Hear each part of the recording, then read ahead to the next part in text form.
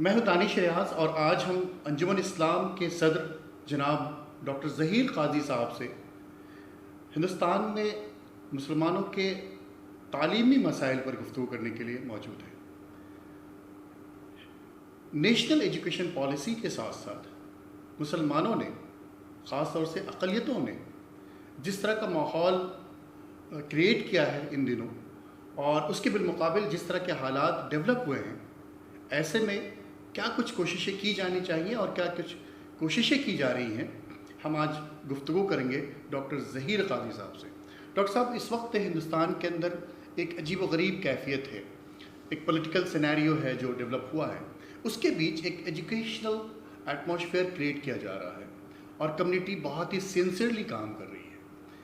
आप ख़ुद एजुकेशन के फील्ड में हैं और अंजुमन इस्लाम जो 100 इंस्टीट्यूशंस जिसके अंडर में काम कर रहा है, किस तरह से आप इन चीज़ों को देख रहे हैं, इस पूरे माहौल को? देखिए, आज का जो माहौल है, इस तरह का माहौल एक ज़माने में भी आया था 1992 में, बाबरी मस्जिद के शहादत के बाद। तब बहुत सारा मुसलमान जाग उठा और ख़ास करके साउथ इंडिया के जो लोग तालीम के मैदान में पहले से बहुत काम कर रहे थे, लेकिन बड़े ज़ोर के साथ उन्होंने शुरू किया, महाराष्ट्र में भी। और ये तय किया गया कि तालीम ही हमारा अल्टीमेट, जो हमारे मसाइल का हल जो है वो आला तालीम दी जाए, मियारी तालीम, और मज़हब को अपने मज़हब के दायरे में रहकर आला दुनियाई तालीम दीन के दायरे में रह के, ये कॉन्सेप्ट पूरे हिंदुस्तान में ज़्यादा करके साउथ इंडिया, महाराष्ट्र में शुरू हुआ।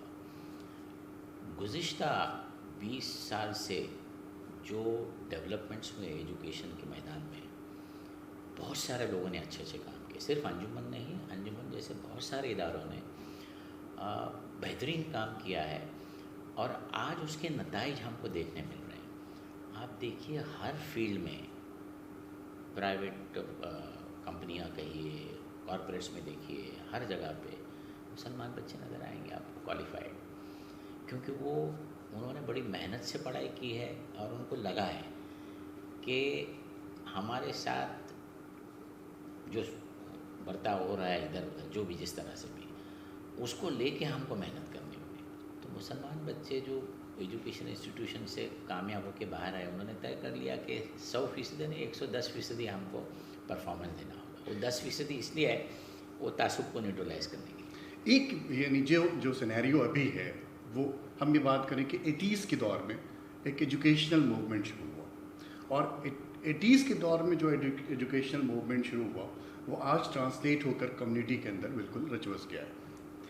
अब कम्युनिटी को इस बात की ज़रूरत है कि वो नेक्स्ट लेवल के बारे में सोचें, यानी एजुकेशन हासिल करने के बाद एंटरप्रेन्योरशिप की तरफ, इनोवेशंस की तरफ और नए आइडियाज़ पे काम करें।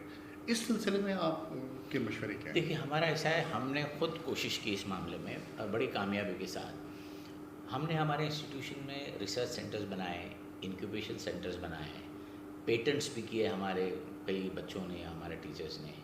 ये गुज़िश्ता 5 साल में हमने इसमें बहुत मेहनत की है और हमने देखा कि एक नया हिंदुस्तान की जो गुफ्तगू हो रही है, उसमें कहा गया कि डिजिटल इंडिया, स्टार्टअप इंडिया और वगैरह वगैरह। इस हर जो कंपटीशन इस मुल्क में हुई और मुल्क के बाहर भी हुई, अंजुमन तो इसमें हिस्सा लेता रहा, क्योंकि हमारी बुनियादी जो चीज़ होनी चाहिए थी इसमें हमने वो पकड़ रखी और हमारे बच्चों ने नेशनल और इंटरनेशनल लेवल में कामयाबी हासिल की। बल्कि 2-3 ऐसे कंपटीशन थे अमेरिका में, छोटे हवाई जहाज़ बनाने के, एरोप्लेन्स, उसमें फर्स्ट सेकंड में 3 साल अंजुमन इस्लाम साबुत सिद्दीकी इंजीनियरिंग रहा और इंडिया के 3 ही इंस्टीट्यूशन थे पूरे वर्ल्ड में उस ज़माने में। तो हम किसी से कम नहीं हैं, लेकिन हमको कोशिश तो करनी होगी और जो दौर में हम हैं उस दौर के हिसाब से हमको चलना होगा। अगर हम पुरानी तौर तरीके से अपनी तालीम देने लगेंगे तो रेलेवेंट नहीं रहेगी। तो मेरी एक ही मेरी राय है, मशवरा है हमारे सब भाइयों से जो तालीम के मैदान में अच्छा काम कर रहे हैं, कि हमने in tune with the times, उस हिसाब से हमको मेहनत करनी होगी। नहीं तो चला आ रहा है वैसे ही चलने का काम होगा तो फिर तुम पीछे ही रह जाओगे। तादाद बढ़ेगी लेकिन क्वालिटी नहीं रहेगी। और मेरी ये भी दरख्वास्त है उन हजरात को जो मेरे साथी हैं जो काम कर रहे हैं, कि हमारा फोकस अभी क्वालिटी पे होना चाहिए। सही। अगर आपके इदारे मेयारी न हो, मिसाली ना हो, तो फिर आपके जो बच्चे कामयाब होके जाते हैं उनका मुस्तकबिल इतना बेहतर नहीं हो सकता। You have to give them something edge over the others, कुछ हट के आपको करना होगा। आज की जो रिपोर्ट है, उस रिपोर्ट के मुताबिक हिंदुस्तान के अंदर ख़ासतौर से लॉकडाउन के पीरियड में और उसके बाद तकरीबन 50,000 जो गवर्नमेंट स्कूल्स थे वो बंद हो गए। उसके बिलमुकाबिल जो प्राइवेट स्कूल्स थे उसमें 30,000 का इजाफा हुआ है। ये जो डिक्लाइन की जो पोजीशन है और जो इंक्रीज़ जो हुई है चीज़ें, इसमें हम ये चाहते हैं कि आप किस नज़र से कहेंगे अपनी कम्युनिटी को कि क्या प्राइवेट सेक्टर जिस तरह से डेवलप हो रहा है उसमें हम किस तरह से अपना रोल प्ले कर सकते हैं?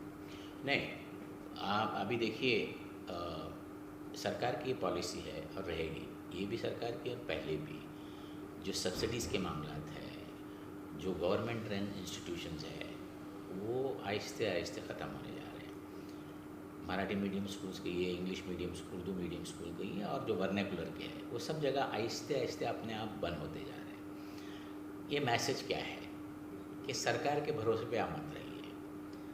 कई सालों से हमारा 3% जीडीपी का खर्चा सिर्फ एजुकेशन में कर रहे हैं, जहाँ हम कम से कम 10% की ज़रूरत है, और नई एजुकेशन पॉलिसी को इम्प्लीमेंट करने के लिए 6% जीडीपी की ज़रूरत है। पॉलिसी तो आ गई, इम्प्लीमेंट अभी नहीं हो रही है क्योंकि पैसा नहीं है। पैसा आएगा कहाँ से? तो सरकार के पास भी उतना पैसा नहीं है जो तालीम में खर्च किया जाए, तो वो आहिस्ते आहिस्ते अपना हाथ खींच रहे हैं।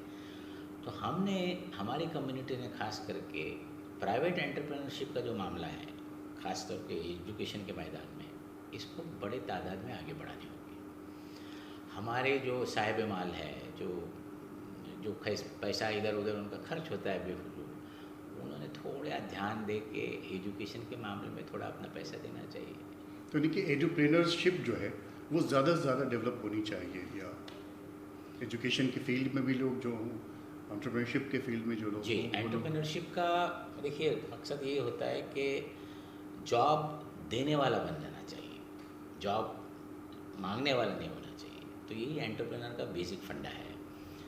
और हमारी कम्युनिटी में जो हुनर है वो किसी के पास नहीं है। स्किल की जो बात हो रही है, स्किल की जो बात हो रही है, पूरी दुनिया भर स्किल की ज़रूरत है। नई एजुकेशन पॉलिसी में क्या लेके आया उन्होंने कहा कि vocational education right from 8th standard से इंट्रोड्यूस करने जा रहे हैं, रिसर्च 8th स्टैंडर्ड से रिसर्च करने जा रहे हैं। क्यों? मल्टीटास्क एजुकेशन होना चाहिए, मल्टी फेसेटेड। और इसमें हमारे बच्चों का कोई हाथ पकड़ नहीं सकता, लेकिन हमारे बच्चों को अपॉर्चुनिटीज़ उतने नहीं मिल पाती क्योंकि हमारे उतने इदारे नहीं हैं, उस तरह के इदारे नहीं हैं, तो हमको क्रिएट करने होंगे। तो हमारा मकसद ये होना चाहिए कि अभी हमने ज़्यादा से ज़्यादा मियारी इदारे बनाने की कोशिश होनी चाहिए। मैं आजकल अंजुमन ने ख़ास तौर से आपका कालसिकर कॉलेज है, उसके बाद फिर साबु सिद्दीक़ है, ख़ुद अंजुमन के मुख्तलिफ़ इंस्टीट्यूशंस हैं, इसमें किस किस तरह की चीज़ें आप इंट्रोड्यूस कर रहे हैं और मुस्तक़बिल में क्या चीज़ें आप करने वाले हैं, उसका एक खाका। देखिए, हमने एक रोल मॉडल पेश किया इस मुल्क में, इंटीग्रेटेड टेक्निकल कैंपस। ये AICT ने एक नया फंडा शुरू किया था एक ज़माने में 5-10 साल पहले। तो एक साथ में 3-4 उसी तरह के इदारे शुरू किए जाएँ, जैसे हमने फार्मेसी, आर्किटेक्चर, इंजीनियरिंग, पॉलिटेक्निक एक साथ में शुरू किया। उसके बहुत सारे फाइनेंशियल वायबिलिटी होती है और टेक्निकल एनवायरनमेंट होता है, ये बहुत सारी चीज़ उन्होंने कही। लेकिन अंजुमन एक वाहिद इदारा था पूरे हिंदुस्तान में जिसने 3 इंस्टीट्यूशन एक साथ में शुरू किए, और वो आज जाके एजुकेशन पॉलिसी बन रही है कि एजुकेशन पॉलिसी के इससे कि एक स्टैंड अलोन इंस्टीट्यूशन नहीं रह सकता। समझो आपको कॉमर्स कॉलेज है तो नहीं चलेगा, उसको मल्टी एक्टिविटीज़ बनाई है, तो हमने वो बना के रखा। और अभी उसको ही रोल मॉडल पे हम इंटीग्रेटेड हेल्थ कैंपस बनाने जा रहे हैं, जिसमें एक MBBS कॉलेज होगा, उसके साथ डेंटल होगा, नर्सिंग होगा, फिजियोथेरेपी होगी, ताकि दिस आर ऑल इंटीग्रेटेड। और एक कैंपस में एक साथ इतने आने के बाद you become a vibrant campus in tune with the present new education policy. अभी न्यू एजुकेशन पॉलिसी में कुछ इनपुट्स अंजुमन ने दिए थे, 102 इनपुट में से 6 हमने दिए थे। उसमें एक इनपुट हमारा ये था कि कि हमने कहा कि फर्स्ट जनरेशन लर्नर्स बहुत सारे मिलते हैं जो वर्नाकुलर स्कूल्स जो हमारे उर्दू मराठी में, इनके माँ बाप पढ़े लिखे ही नहीं, तो इनको पढ़ाना भी चाहिए। तो अंजुमन ने एक पायलट प्रोजेक्ट मोहम्मद सेलर स्कूल में शुरू किया कि वालिदैन को बोला तुम पढ़ना चाहोगे क्या, तो उनको बेसिक्स कम्युनिकेशन इन इंग्लिश, थोड़ा प्रैक्टिकल मैथमेटिक्स और उर्दू की पढ़ाई शुरू की थी हमने। तो हमने ये पॉलिसी में कहा ये इनपुट, वो आ गया। तो हमने ऑलरेडी पूना में एडल्ट एजुकेशन पेरेंट्स के लिए शुरू किया, बिलासीस रोड पे शुरू किया। और पूना में जब इसका इनाग्रेशन हुआ तो पूना का डिस्ट्रिक्ट का जो इंचार्ज था एजुकेशन कमिश्नर, वो बोलता पहली बार कोई भी मेरे डिस्ट्रिक्ट में शुरू किया है। तो हमारा ये मानना है कि जो नई चीज़ें आती है ना, उसमें हमने हिस्सा लेना चाहिए। तो फिर क्या होता है, you are different from others, you are one above. अभी यूनिवर्सिटी की बात चल रही है, हमको पूछ रहे आप यूनिवर्सिटी कब शुरू कर रहे हैं, हमने कहा नहीं, हम यूनिवर्सिटी सब बना रहे हैं। हम यूनिवर्सिटी शुरू करेंगे तो पहले हम स्किल यूनिवर्सिटी की तरफ जाएंगे और टेक्निकली यूनिवर्सिटी के लिए जाएंगे, क्योंकि दिस आर डिफरेंट। अभी प्राइवेट यूनिवर्सिटीज़ बहुत सारे आ रहे हैं, आम हो रही हैं, तो उसमें आप कंपटीशन कुछ नहीं रहेगा, इधर बच्चा भी जाए। आप अगर यूनिक चीज़ बनाते हैं जो और कहीं नहीं है, तो आपके पास लोग आएंगे, आपके बच्चे भी आएंगे, गैर कौम के लोग भी आएंगे, और गैर कौम के बच्चे भी आपके इदारों में आएंगे, तो तब आपका ब्रांड बनेगा। ये अंजुमन की ये पॉलिसी रही। हम कभी कुछ शुरू करने से पहले किसी ने बोला चलो करो, ऐसा नहीं होता, उसका एक ड्यू डिलिजेंस होता है। जैसे कोई नई कंपनी कोई टेक ओवर करना चाहता है, बनाना चाहता है, तो there is a work which is done, which we have a system, we just don't do. मिसाल के तौर पे अभी कोई एसोसिएशन ने हमको गोवा में एक प्राइम लैंड दी, हम उनके साथ जुड़ के वहाँ एक कैंपस बनाने जा रहे हैं। तो गोवा में सबसे बेहतरीन क्या चलेगा, इस केटरिंग कॉलेज। बिल्कुल। तो हमने सोचा, सर्वे किया, तो उन्होंने कहा एक अच्छी इंटरनेशनल स्कूल होगी, एक स्किल डेवलपमेंट सेंटर होगा। फिर हमारा नई कैंपस शोलापुर में शुरू होने जा रहा है 6 महीने के अंदर। तो हमने वहाँ बी फार्म कॉलेज बनाया, उसका बहुत डिमांड है। एक अच्छी इंग्लिश मीडियम स्कूल बना रही है। वहाँ के मुसलमानों ने कहा कि हमारे मुसलमानों में कोई भी एक डिग्री कॉलेज नहीं है जो साइंस की है, तो वो बनाने जा रहे हैं। तो सर्वे होने के बाद जैसा हम शोलापुर में कैंपस में गए, तो पूरे वहाँ के इलाके के जितने इंटेलेक्चुअल्स हैं उनको बुला लिए। कुछ हमारे वाइस चांसलर भी थे यूनिवर्सिटी के, पठान का नाम भूल रहा मैं, उनको बुलाया गया। ऑर्किड इंजीनियरिंग कॉलेज के प्रिंसिपल भी मुस्लिम है, नॉन मुस्लिम्स को भी बुलाया। तो उनसे कहा कि हमको ज़रा सर्वे करके बताइए क्या हो सकता है यहाँ। तब जाके हमने उसको तय किया कि ये शुरू।